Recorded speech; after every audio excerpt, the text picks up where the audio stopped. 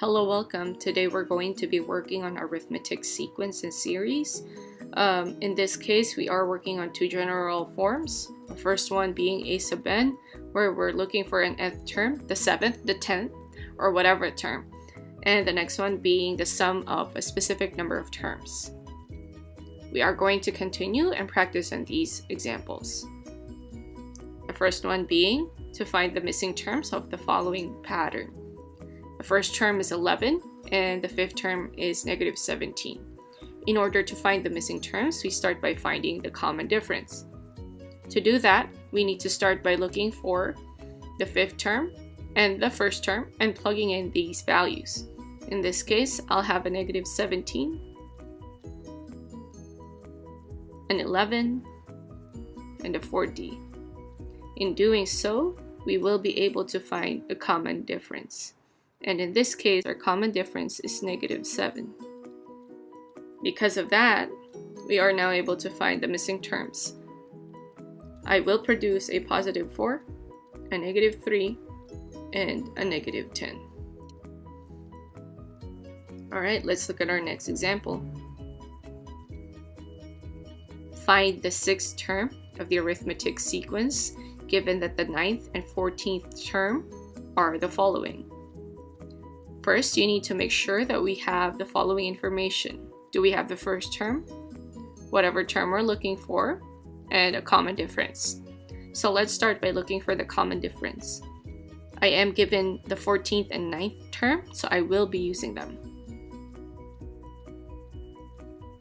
Our 14th term will be 195. Our 9th term is 120. And because we are using the 14th and 9th terms, we will replace n and 1 with the following values. In this case, you have a 5D. Alright, continuing forward, I'll have a 75 equal to 5D, which allows us to find the common difference of a 15. Now that we have the common difference, we will find the next important part of our problem, the first term. You may choose to use the 9th or the 14th term to find the first term. In this case, I'll use the 9th term. So I'll do a 9th term to find my first term. I will replace n with a 9, a minus 1, and multiplied by 15. In doing so, I will be able to find my first term, 120, a sub 1, plus 8 multiplied by 15. 120, once again, a sub 1, plus 120. And because of this, we find to be the first term as a value of 0. And now we're ready to find the actual term we are looking for, the sixth term. And to do so, we can use the first term and our common difference to find the sixth term. So let's go ahead and plug in our value here, our 15 as our difference. So go on ahead, the sixth term, where the first term is 0, plus the product of 5 and 15. And in this case, we find the sixth term to be 75. And that's how you use the general rule. Now, there is an option for you to try out. Say this time you do not want to find the first term.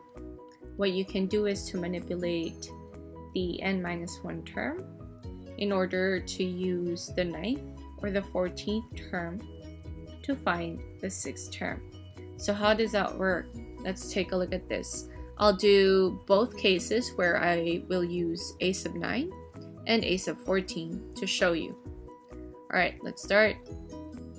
We do know that the 9th term is 120 and we are looking for the sixth term. But instead of using n-1, we will replace it with a 9 minus a 6, since we are using the 9th and the 6th term, and our common difference to be 15. We do need the common difference. All right, let's go on ahead and simplify. 3 multiplied by 15. So in this case, 120 and a sub 6 right here plus a 45. And in doing so, you should be able to see that the sixth term is in fact a 75. Now let's check if it is the same case when we do use the 14th term. Alright, so I do have our common difference of a 15. The 14th term is 195, and we are looking for the sixth term. So plus a 14 minus 6 and 8 multiplied by 15. Continuing on, 195. We are looking for the sixth term plus 120. And once again, we are able to see that the sixth term is in fact a 75. So this is the other option you can try out when looking for a specific nth term. I'll go forward with our next example. At this time, we have been able to use the general rule or format to find the nth term.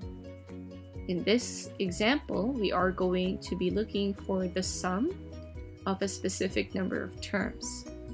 In this case, our objective is to find s sub 15, or to find the sum of the 15 terms for the given arithmetic sequence. And to do so, we are using the given rule, where we do need to know what n is, or how many terms we are adding. We also need our first term and the nth term. The nth term meaning if I'm looking for this case the 15th term, I do need a sub 15. So right here I've labeled down our n, 15 terms, our first term to be 25, and once again our 15th term. To find a sub 15, we do need to find the common difference. In this case, by looking at our example, our common difference is negative 13. Alright, let's go ahead and find our 15th term. Let me scroll a little bit. Our first term being a 25 plus a 14 multiplied by a negative 13. We have the first term minus 182. And in this case, we're able to find the 15th term to be negative 157. And so we continue on to find the sum of the 15 terms. In this case, all right, let me use this space right here, where I'm looking for the sum of the 15 terms.